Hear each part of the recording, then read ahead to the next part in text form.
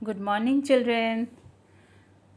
Children, today we will start the first chapter of civics. यानी आज हम civics part अपना class 7th का start कर रहे हैं बच्चों. Now the first chapter of the civics is the Constitution. Just now we have celebrated before few days. What? The Ambedkar Jayanti. I think all of you have discussed the value of Constitution. So let us start the Constitution of India again. Maybe you will be aware of the few points, but let us discuss again. Now before starting the chapter सबसे पहले हम किसकी बात करेंगे? Constitution यानी it's meaning. Constitution है क्या? Simple language में जान लो बच्चों, कॉन्स्टिट्यूशन क्या है? It is set of rules according to which a government of a country runs और गवर्न द कंट्री. यानी सिंपल लैंग्वेज में कहा जाए तो कॉन्स्टिट्यूशन जो है एक सेट ऑफ रूल्स है, नियम और कानून का पूरा एक सेट है.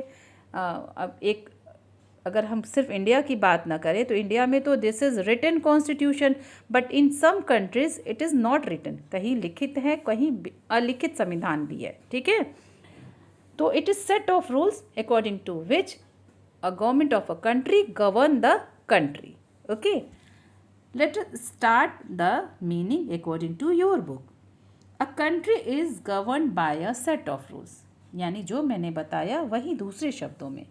A country is governed by a set of rules and regulations. यानी कोई भी कंट्री को चलाने के लिए रूल्स और रेगुलेशन की ज़रूरत पड़ती है. कंट्री क्या, आप अपने स्कूल की ही बात कर लो, आपकी क्लास के लिए भी कुछ रूल्स और रेगुलेशंस हैं जो आपको फॉलो करने होते हैं. So what, a country is governed bye a set of rules and regulations which define the powers and functions of the organs of government. यानी ये जो रूल्स और रेगुलेशंस हैं वो क्या करते हैं? वो गवर्नमेंट के जो ऑर्गेन्स हैं ना उनके पावर और फंक्शंस को डिफाइन करते हैं.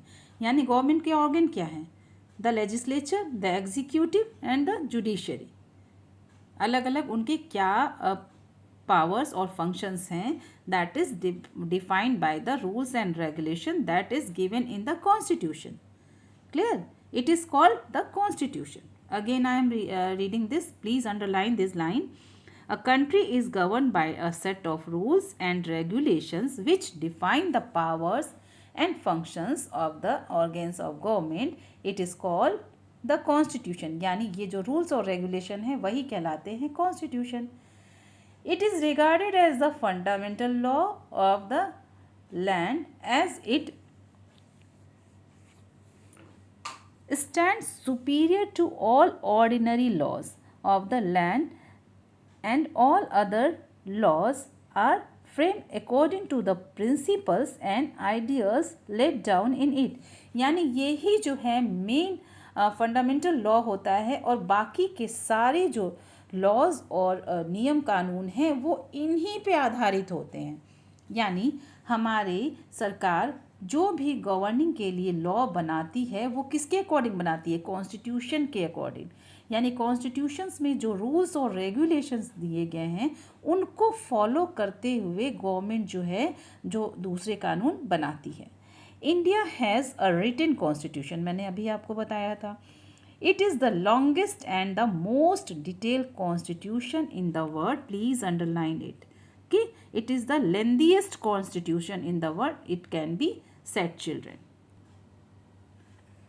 Just now I said, beta, it is the longest and the most detailed constitution in the world. So it is called world's lengthiest constitution. Please underline this. Why it is called the longest and the most detailed? Because there were 395 articles, 22 parts and 8 schedules when constitution was adopted and passed. यानी जब constitution बनकर तैयार हुआ था उस समय इसमें 395 articles, 22 parts और 8 शेड्यूल्स थे. And children, at present do you know how many articles are there? There are 448 articles, 25 parts and 12 schedules that we will discuss in the detail in the next part of the chapter, but in short it is explained to you now. Let us discuss the next part of the chapter. Now the next part is given organs of the government. What are the organs? Our constitution lays down guidelines for system of government which is federal in structure with unitary features. The parliamentary system of government यानी एकीकरण किया गया है, that is parliamentary system of government. The constitution of India gives powers to the three principal organs of the government, that is the legislature, the executive and the judiciary. यानी हमारे constitution के अनुसार 3 principal organs है government के. The first is legislature. अब legislature का मतलब क्या है? The parliament at the centre and the state assembly in the states are called the legislature. यानी सेंट्रल लेवल पे पार्लियामेंट और स्टेट लेजिस्लेचर जो है वो क्या कहलाती हैं? लेजिस्लेचर.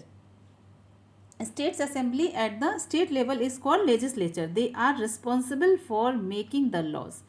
यानी सिंपल शब्दों में बेटा, साधारण शब्दों में कहा जाए तो law making body is called legislature and this is at the central level. Which one is? Parliament. At the central level, which legislative body is there? That is parliament. Okay. यानी सेंट्रल लेवल पे आपका जो legislature है वो क्या है? Parliament. Please underline. And state level पे क्या है? स्टेट असेंबली, जिसे कहते हैं विधानसभा. और हिंदी में आपका पार्लियामेंट का मतलब हुआ संसद. And in the parliament who is comprises? Parliament comprises the president, the Lok Sabha and the Rajya Sabha. Clear children? Now we will talk about the executive. यानी अभी मैंने बताया what is legislature. Legislature is the body group of the people who makes law and the executive who execute the law. यानी executive का मतलब ही हुआ who execute the law. यानी लॉ बनाया गया लेजिस्लेचर के थ्रू, अब ये एग्जीक्यूट किया जाएगा एग्जीक्यूटिव्स के through.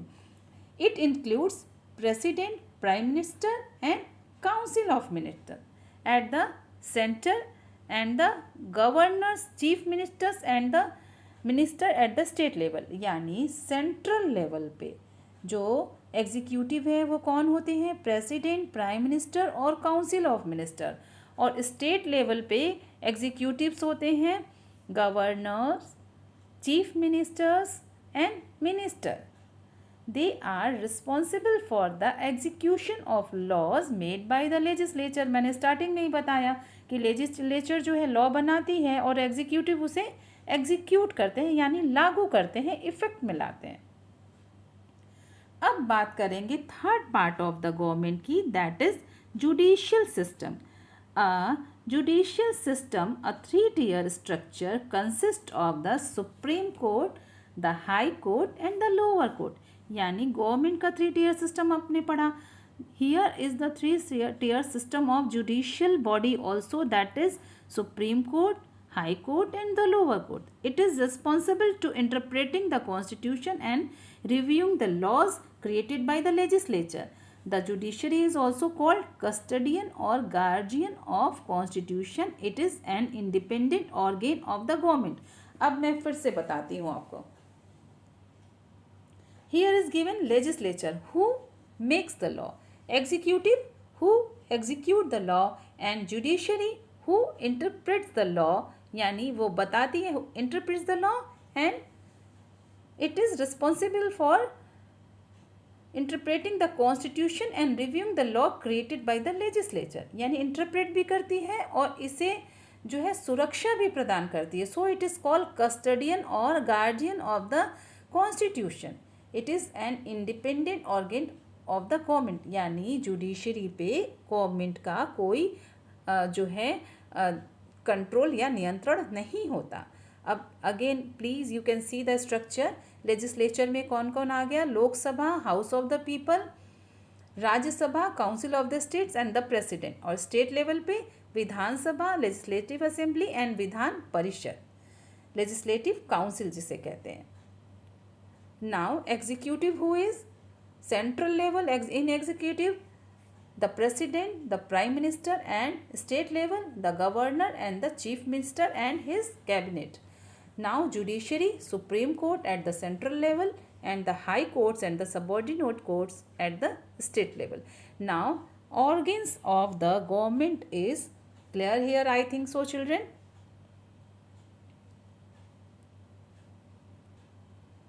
Children, let us continue the next page. India is a big country. For its effective governance, the government operates at two different levels, national and state.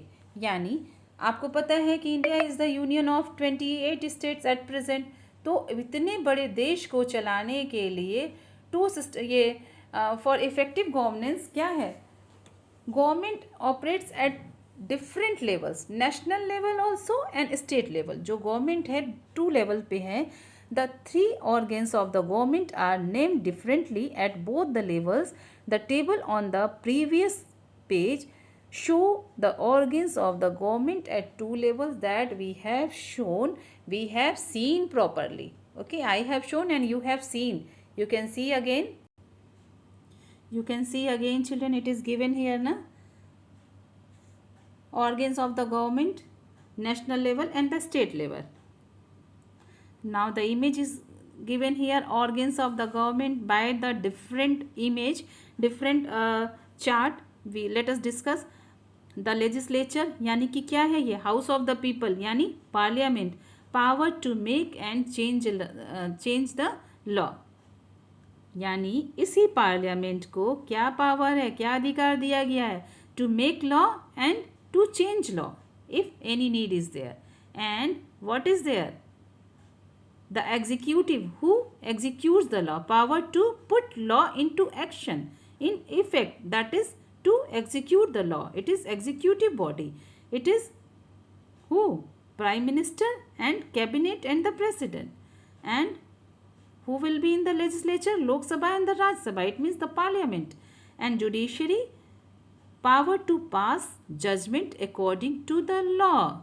यानी organs of the government is given very clearly, children. I think you have understood the organs of the government very well. If still any doubt, any confusion, any query is there, you give the message, send the message in the group. I will tell you everything. Don't worry. Thank you, class.